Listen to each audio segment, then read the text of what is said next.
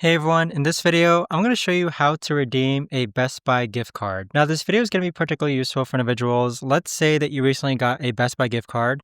How do you actually go ahead and use it? So what you need to do is that we're going to pretend to actually buy something on the Best Buy app. So let's take, for example, this TV right over here.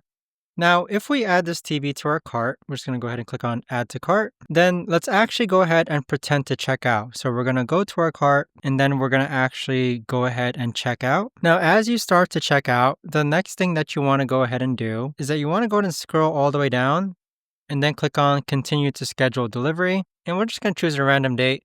We'll say the 14th or 15th. Click on continue to payment information. Now, as you start to fill out your payment information, you're going to see this option here under other payment methods where it says add gift cards, store credit, or discount code. Click on that option, and then this is where you need to enter your card number or discount code.